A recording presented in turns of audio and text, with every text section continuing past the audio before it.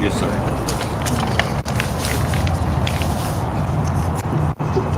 Well, good afternoon. Last time I checked, it's a great day to be a Georgian. What do y'all think?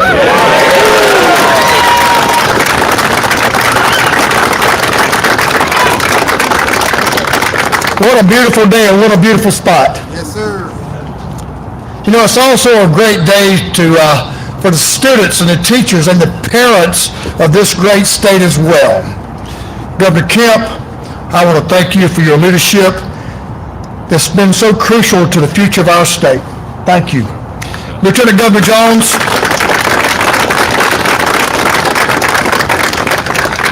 thank you for your partnership in helping to make today a reality.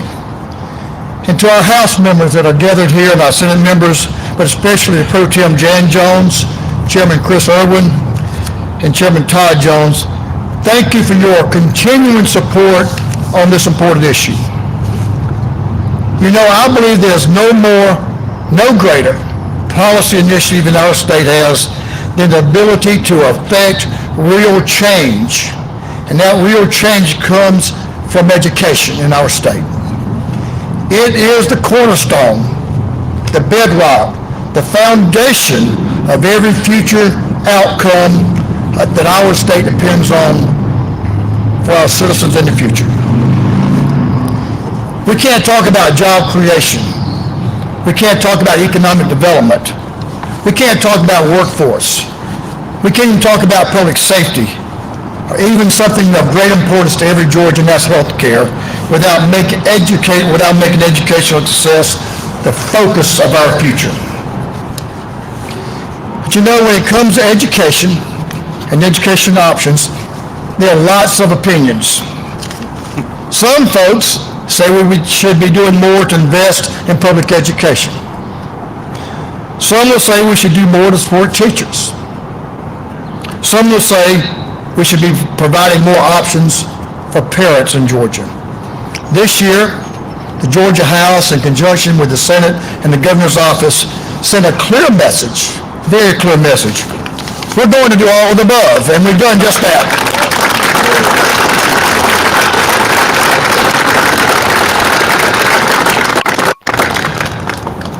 Once again, we fully funded QBE, supporting our public education systems. We've given teachers a raise over a few years now. I'll let someone else add up how much those raises are. We spent $100 million in school safety to make sure that our young people, our students, are safe in their schools. We've made and continue to make a huge investment in our pre-K system. We've expanded our career and technical education programs.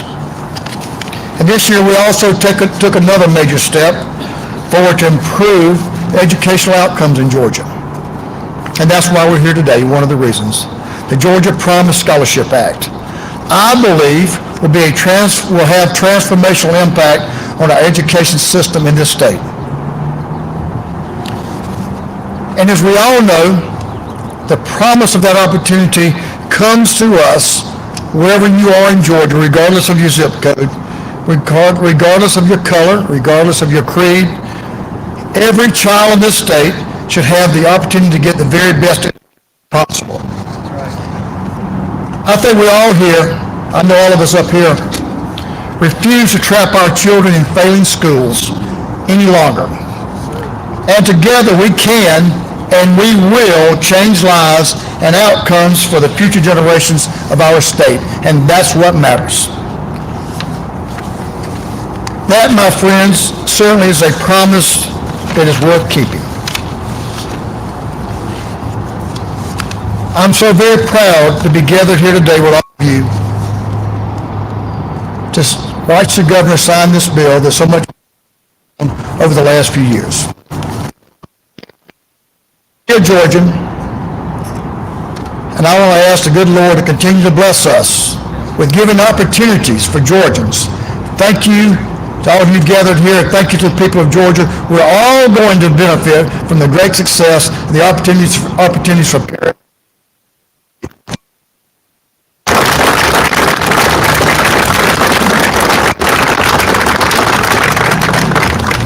Now I want to introduce a gentleman who's been a true champion for this proposition, giving the children of Georgia those opportunities. And that's the Lieutenant Governor of this state of Georgia, Lieutenant Governor Burt Jones. Thank you, Speaker. Thank you very much, Speaker. I appreciate you and appreciate your leadership, appreciate that wonderful introduction, and it will make my job a lot easier. But this is a great day, and as you can tell, education, it does not matter if you're Republican or Democrat or where you're from in this state. All of us, especially the ones on this stage today, believe in education and believe in education opportunities. And even though we might have fierce debate on how we best deliver that, it's always nice to see everyone come together and realizing that we need to do different things in education all the time, because it's, like I said, it's not party affiliation, it's not even us, it's all about family, Georgia families and Georgia children right here. And that's what's the most important of what we do here in the legislature. And I'm so proud of the Senate caucus, particularly Senator Greg Dolezal, who led on Senate Bill 233, which is something that he's been very passionate about. And some people will tell you that the government can move slow. It wasn't just this year. He started this legislation. He started it 6 years ago when he first got into the Senate. And so I appreciate his passion and his hard work to realizing that, sometimes things that are worthwhile take time. And he certainly put the time and effort into it. And I want to thank Senator Dolezal for that good work. So,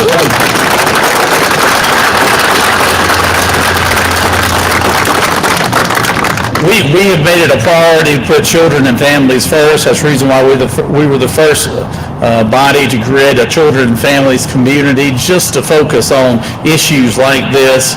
So I have the two bills I'd like to highlight that I worked with Senate leadership and the Senate caucuses on was Senate Bill 233 and Senate Bill 351 that Senator Evan Atari brought together, because it was dealing with online predators, dealing with online issues that all of us are very familiar with, who if you have children, even if you don't have children, you know of all the challenges that we have as parents and guardians and of trying to watch after our children and all the people who now have access to them because of the little device that every one of us have in our hand or our pocket right now at this time. And I want to thank him for his hard work on that legislation.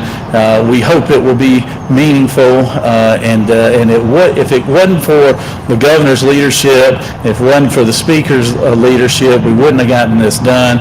I think we've created a great partnership with the governor's office as well as the speaker's office, and finding a lot of things that we've been able to work on together, and this is one of them. All these bills that we're signing today couldn't have happened if we didn't have good cooperation, good leadership, and just good people to work with in general. So I want to thank their offices and their staff. I want to thank the House members of the General Assembly there in the House and both the Senate, and I want to thank our governor for not just leading on this issue, but so many others, dealing with K through 12 education, dealing with families, dealing with higher education, and I think I'm on the tour right now, final tour with the governor right now. So because there was a lot of great legislation that we got done together, we're very proud of, and couldn't do it without cooperation and leadership from both the House and the governor's office. So y'all please give Governor Kemp a warm welcome. Thank you very much, Lieutenant Governor Jones. I was just thinking, hearing the remarks from you and Speaker Burns, that education is truly the great equalizer. The greatest First Lady in the country, Marty Kemp, who's with us today, certainly understands that. And we are both proud to be standing here with so many advocates and leaders to celebrate a great but also historic day for Georgia students and their families. I want to again thank the Lieutenant Governor and the Speaker for their leadership, friendship, and just really camaraderie for a great legislative session. I want to thank the constitutional officers who are with us today, many legislators, including the Speaker Pro Tem Jan Jones, who, like Senator Dolezal, has been a tireless champion of improving our classrooms during her years of dedicated service to our state. She's been a great leader. Leaders and members of just so many education organizations who work each day to make our classrooms stronger and safer. But most of all, I just want to thank the students, families, and the teachers who are here with us this afternoon. We cannot thank you enough for your support and for what you are doing every single day to continue to make Georgia, in my opinion, the best state in the country to live, work, and raise our families. We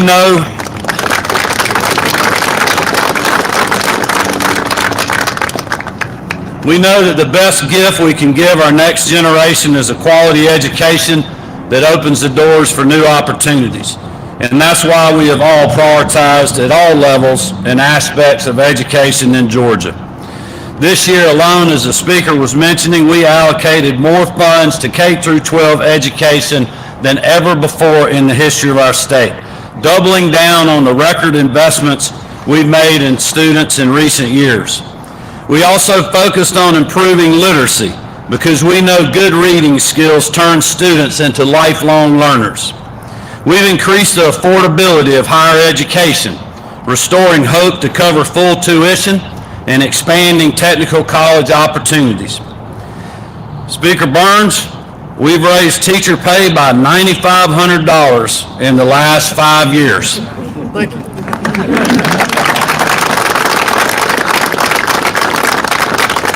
And this year we have furthered our work in providing school safety grants, making school security funding a permanent part of our yearly budgets. We've also passed significant measures in recent years to ensure parents play a leading role in their child's education, because we know it's not the government's role to dictate to families what the best choice is for their child. It is our job to support them in making that decision.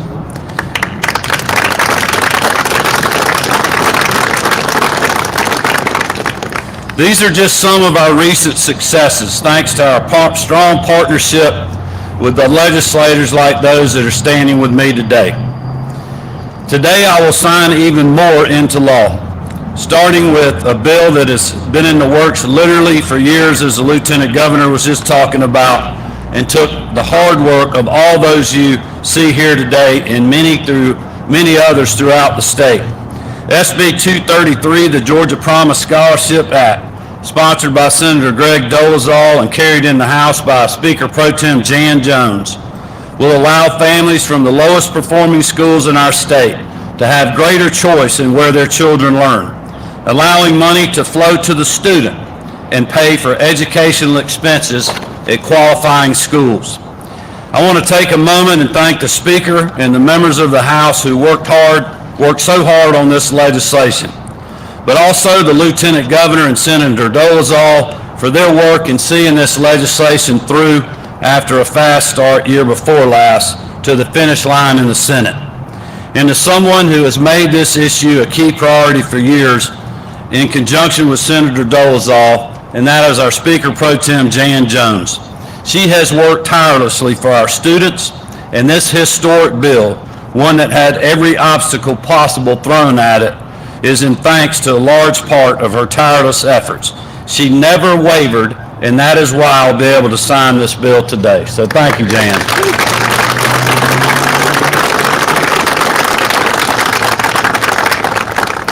I am grateful for that dedication because this legislation has always been about one thing: providing every Georgia child the opportunity to get the education that they deserve, to ensure that participating schools are living up to that promise, that they must demonstrate their own sound financial footing and submit student performance data before enrolling students.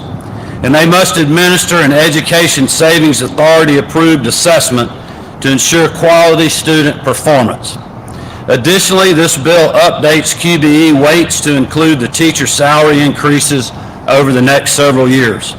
It allows capital outlay funds to be used for pre-K facilities, empowers students to attend a public school outside of their residential area without needing the approval of the system that they are leaving, and increases the maximum tax credit for donations to the Georgia Foundation for Public Education by $10 million, with the requirement that all of these additional funds must go to schools performing in the lowest 25%. In short, this legislation breaks down barriers and opens doors for all Georgians to get the start that they need. In addition, I will sign HB 409, Addie's Law, sponsored by Representative Lauren Daniel and carried by Senator Rick Williams. By now, many of you have heard the heartbreaking story of the 8-year-old Addie Pierce, who was struck by a motorist as she boarded her school bus and lost her life. To help prevent any other family from having to experience this kind of loss, this bill directs school systems to consider not having bus stops where a student would have to cross a roadway with a speed limit equal to or greater than 40 miles an hour. It also increases the penalty for passing a stopped school bus to $1,000. Signing this bill is just one more way we are taking action to protect young people and to honor Addie. Next, I'll sign HB 318, sponsored by Representative Scott Hilton and carried by Senator Shelley Eccles, which helps strengthen our charter school system. It moves the Office of Charter School Compliance to the State Charter Schools Commission and allows them to assist local districts in their role as charter school authorizers.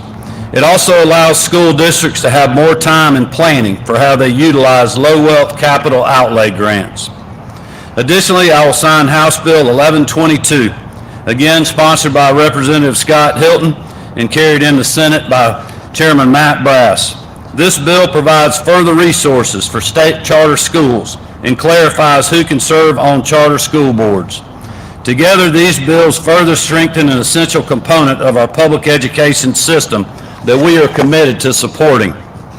Next, I'll sign Senate Bill 464, sponsored by Senator Clint Dixon and carried by Representative Bethany Ballard in the House. Building on previous work to support our teachers, this legislation creates school supplies for teachers program to help teachers who purchase school supplies online. It also builds on our efforts to promote literacy by further solidifying the state's Literacy Council's work and standardizing screeners. I will then sign SB 395, Wesley's Law, sponsored again by Senator Clint Dixon and carried by Representative Derek McCollum in the House. This bill will help save lives by ensuring schools and certain government buildings maintain a supply of opioid overdose emergency treatments like Narcan. The unfortunate reality is our young people are on the front lines of the opioid epidemic, and we must do all that we can to help fight this evil.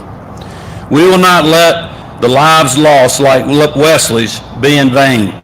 We will keep taking steps like this one to ensure no one else loses their life to addiction, especially in our schools. Further protecting our young Georgians, I will then sign SB 351, sponsored by Senator Jason Anavitarte and carried in the House by Representative Scott Hilton. This bill requires the Department of Education and local boards to adopt policies on social media, cyberbullying, and internet usage, as the Lieutenant Governor spoke about earlier. It also requires social media companies to verify that their users are at least 16 years of age or older, and requires younger users to have parental approval. Finally, it requires websites that focus mainly on explicit material to verify that their users are at least 18 years of old. As social media has taken on more and more room in our young people's lives, we have seen increases in mental health struggles and other negative behaviors and attitudes. We cannot continue to sit by and do nothing as young Georgians develop addictions and disorder and suffer at the hands of online antagonists. I'm proud to sign this bill and put Georgians' children first above all else. Each of these bills works toward a top common goal, ensuring that our next generation can grow up and have the opportunity to succeed in our great state. These are never easy issues to tackle when it comes to the well-being of our children, but I know no matter our differences, we are all working to do what is best for them. I'm proud to sign these bills and take that important step in achieving that goal. And I'm grateful for all those who are here today and across the state who have poured countless hours into making them a reality. Thank you, God bless you, and let's sign these bills.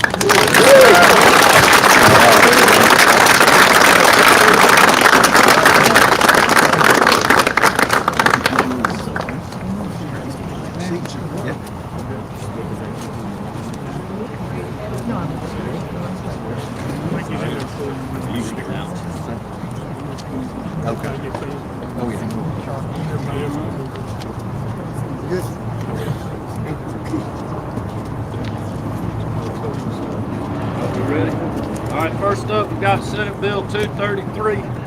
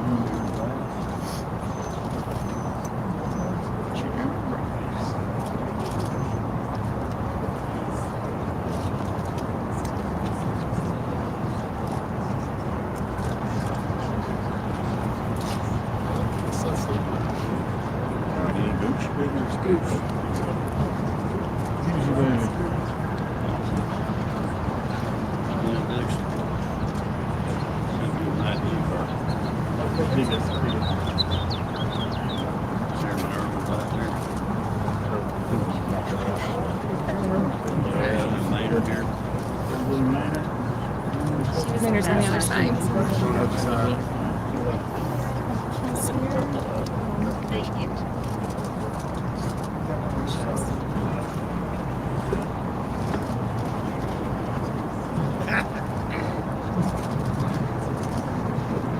Congratulations.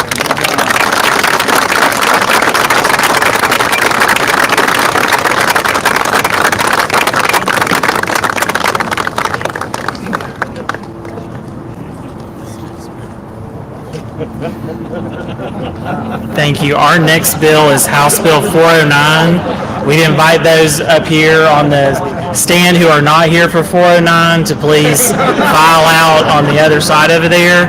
If there's anyone in the crowd who is here for 409, you're invited to come up quickly now and we'll place you. Thank you.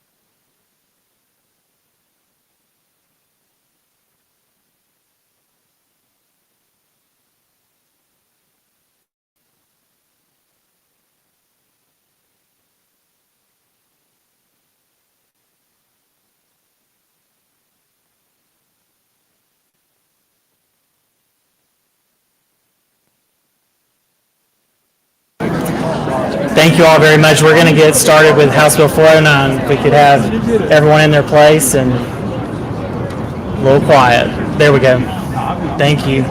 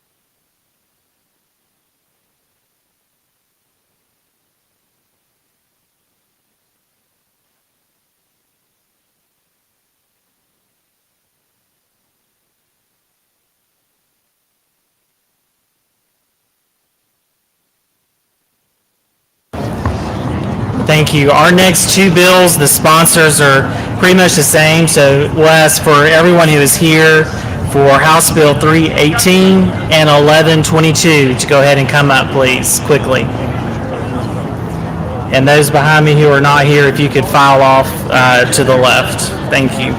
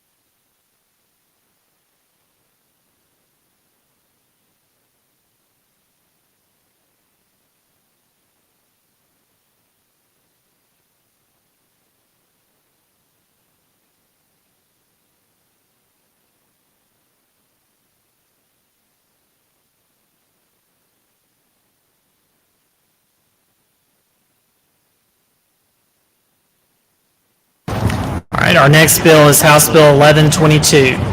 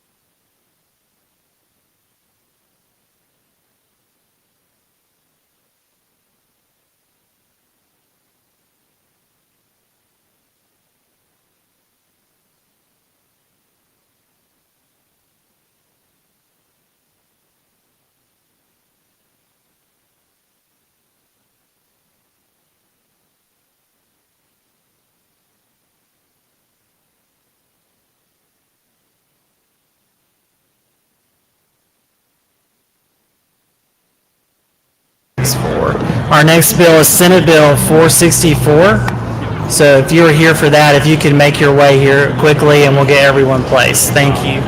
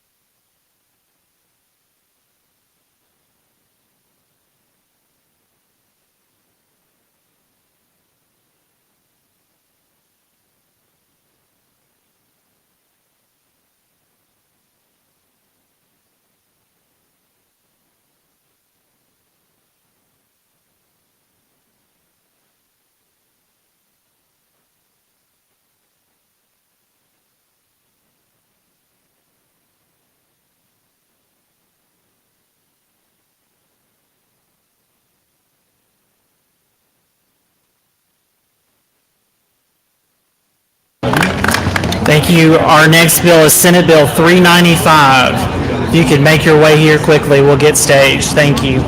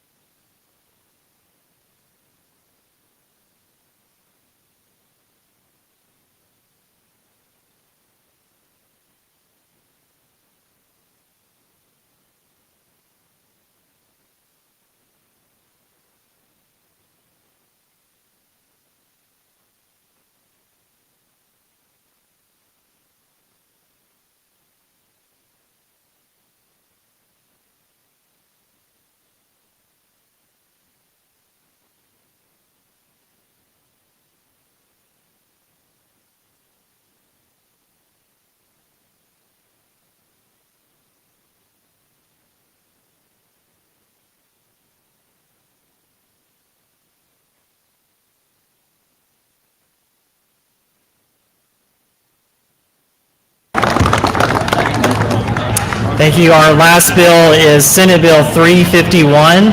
If you could please come and get placed very quickly. Thank you.